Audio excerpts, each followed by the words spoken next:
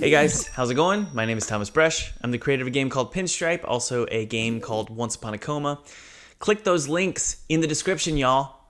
It sounds weird. Click the links in the description, and you can get a free copy of both those games, or at least Pinstripe. You can wishlist Once Upon a Coma. That's coming out soon.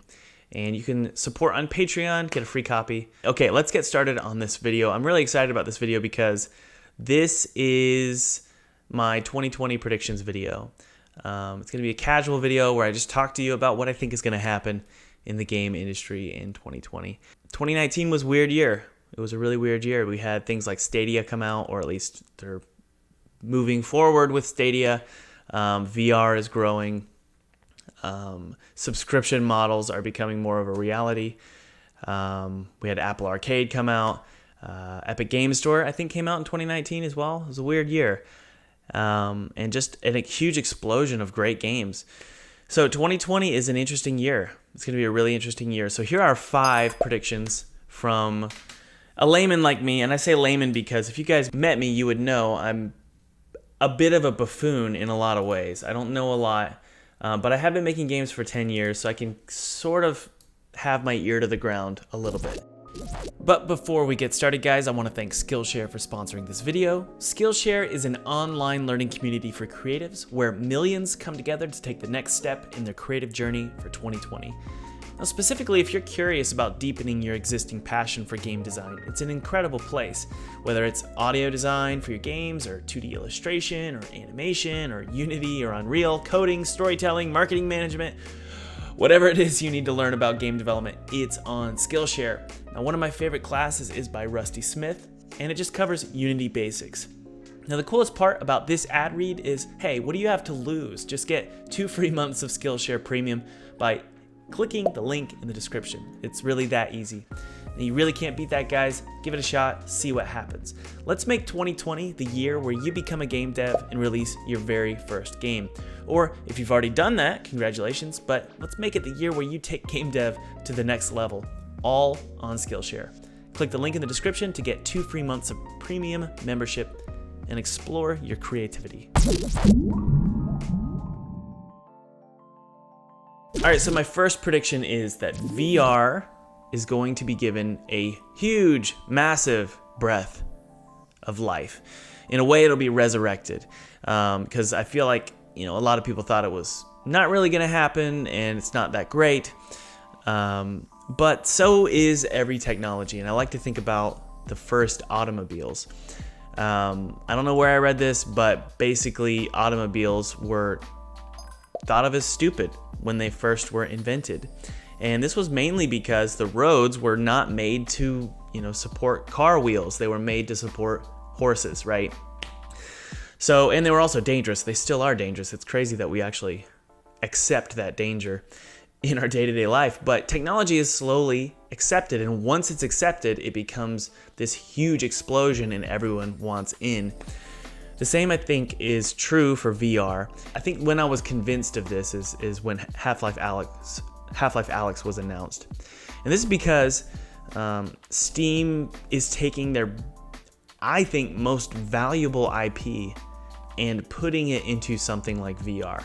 To me, that seems highly risky, and they hopefully, obviously have a reason why they would do that. And so, honestly, guys, this is sort of a gut reaction to just watching Valve make a decision like this. Now, obviously, we have Medal of Honor doing this, and we also have the Walking Dead franchise doing this. So they're making VR games in 2020 as well. And my thinking is VR headsets are slowly going to come down in price. And they already have, but I think that in 2020, it's definitely going to become more affordable to get a VR headset. So that's just my gut reaction. What does this mean for you?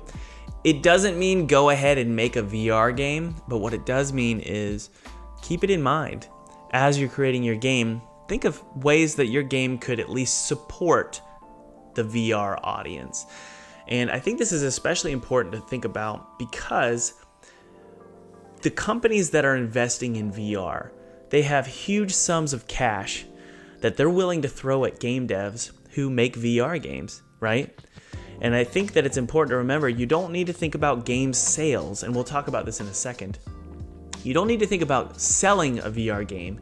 You need to think about, I guess, selling a VR game to a VR company or investor. Does that make sense? So instead of selling it to an audience, think about selling it to a company, because they might have $500,000 to $1 million to throw at game devs who are making VR games. Again, doesn't mean you have to go make a VR game, but it means at least think about making your game compatible with VR. And plugins or assets on the Unity asset store, like the Opsiv Ultimate Character Controller, actually allow for add-ons to enable VR in your game, especially if you're making a 3D game. All right, so enough about VR. The second prediction I have is that money, guys, is not going to come, not money, guys, money, comma, guys, is not going to come from game sales. It's actually going to come from investment or advances from massive companies in the United States and elsewhere. If you'll just let me rant here a little bit, game sales have become increasingly more and more difficult to accomplish, at least significant game sales, enough to support your studio and hire people. It used to be not that difficult, like in 2009. I don't think it was as difficult as it is now to sell games and actually make enough money from game sales. I know from personal experience that sales numbers have been disappointing from time to time for me, and it's caused me to jump from Kickstarter to investors to publishers, to make revenue from YouTube, sponsors, always looking around for different sources of income, because game sales is just not enough. Now, the good news for some devs out there is that working with large storefronts like the Epic Games Store or PlayStation or Stadia or even Xbox allows for you to get large sums of cash and advances immediately from these massive companies. And this is, I think, mainly due to the subscription model becoming such a popular thing, especially in like the streaming services like Netflix or Apple TV Plus. Is that what it's called? Apple TV or Apple TV Plus? Whatever it's called, or even Disney Plus. These streaming models have become so popular that it's kind of obvious that the gaming industry needs to adapt to this as well. Now, this sounds terrible. This sounds like a really bad thing for game devs, especially if you're making small games and you don't get an exclusive deal with these companies. It means that you're going to be giving your game out for free, basically, or competing with the free model by selling a $15 game versus all these other amazing free games. It sounds like a nightmare, but if you focus on getting a deal from these companies, and I know it sounds like, a pie in the sky, but if you can learn to pitch your game to these companies, I think it'll be a great win for a lot of game devs. Many of you are watching this video. So keep that in mind. Keep in mind that you can actually make games by just pitching your ideas to these companies, and hopefully they'll, strike a deal with you and give you an offer. Number 3, gorgeous, 3D, beautiful, massive open world games. Not necessarily open world, but just adventure games are going to become the norm, and even worse. And I say worse because it's just scary to see this happen. It's going to be happening from very small teams and even solo devs. And a lot of you are going to ask me, why is that possible in 2020? How come all these open world, massive, beautiful, gorgeous games in their 3D are coming out so much and so often?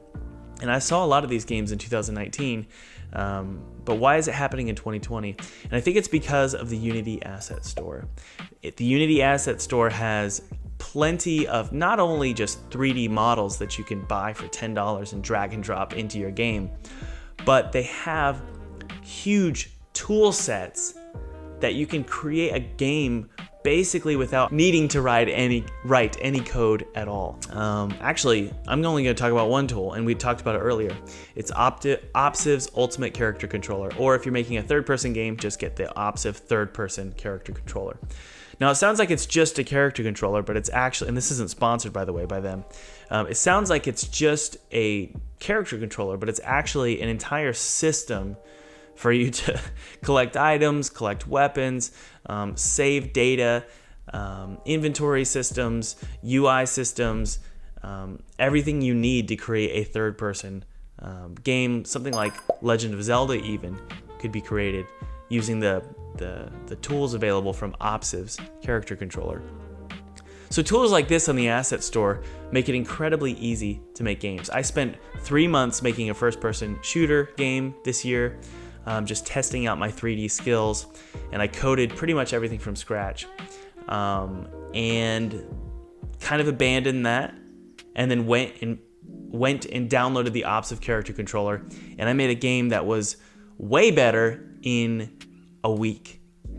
So just keep that in mind when you're creating your game this year, that there is so much available on the Unity Asset Store. If you don't spend a lot of time on the Unity Asset Store collecting various assets to use in your game, I'm sorry to say it, but you're going to be left behind in the dust of the devs who do sort of lower their pride a little bit, realize that they don't have to make everything from scratch, and are willing to download these assets and make a game with the help of other devs.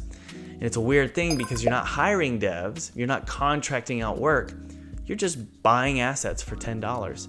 A great example I like to think of is if you wanted to create, let's say, a grass system, like maybe the one in Breath of the Wild where the grass is blowing in the wind and you could run through it and particles emit. If you wanted to create a system like that, well, you could spend 3 months making a system like that. That's 3 months.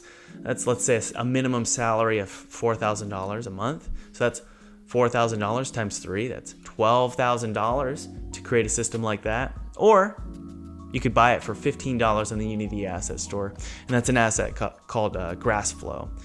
Really, really great asset and a really nice developer as well. So moving on, number 4, game dev cities are going to become a thing of the past. Now, unless you're living in like China or Russia or places where the government and the political landscape isn't as friendly towards remote working and I guess working across borders, game dev cities aren't that important. If you're in any city that has Wi-Fi, you can make games. It doesn't really matter. So just this is kind of a short point, but don't worry too much about where you're located. I get a lot of emails from people saying they feel like they don't have the right location to make games. And again, I understand if there's political unrest in your area that might be difficult, but pretty much anywhere in the world you can make games and pitch them to studios. Now, obviously, a lot of the money is sort of hyper-focused in big cities like, Austin, Texas, or Los Angeles, or I don't know, Boston or Seattle. A lot of the money is hyper-focused in these areas, but that doesn't mean that you can't reach out to these areas from anywhere in the world. The majority of my funding, the majority of my publishers, they're on the West Coast, and I'm on the East Coast in North America. So it's worked out that way, and it's all been through email and Discord, and I see no reason why I can't recommend that for you in 2020. All right, finally, number 5, the indie dev field is going to get extremely crowded. I know that is depressing, and I know that that's scary, but it's good for you to know. I think that the indie game dev field is so crowded right now, and it's going to get worse in 2020. And it's because tools like Unity and the Unity Asset Store and Unreal, they just make it so easy to make games. It's not as hard as it used to be. It's actually getting very easy to make games. Now, let me give you some advice, and I'm giving myself this advice every day. That is, ideas matter way more than individual skill sets. Now, if you're going to go work for a company, then individual skill sets are awesome. But if you're going to be an indie game dev and work with a small team, your ideas are the most important thing. So acting as, let's say, an art director, someone who sees the big picture, someone who's able to take music, take models, take code, and bring that all together. And I don't know where you source those from. You can contract it out, or you can get it on the Unity Asset Store. To take that content, cater it towards your game, and create a product. One big final product. That is what's going to matter in 2020. This is definitely self-serving for me because that's my forte. Individual skill sets are not my forte. My forte is art direction and like I said, taking a lot of different creative assets and putting them together to create a game. So overall, guys, just focus on great ideas. If you find yourself focusing on the small details of your code, well, that's wonderful, and that's a really good trait to have, but there's very little value in that. There's very little value in becoming really good at one thing unless you want to go work for a company. If you want to go work for a company, it's totally different. That's great. But if you want to be an indie game dev, you got to learn to focus on the big picture. And that's especially true in 2020.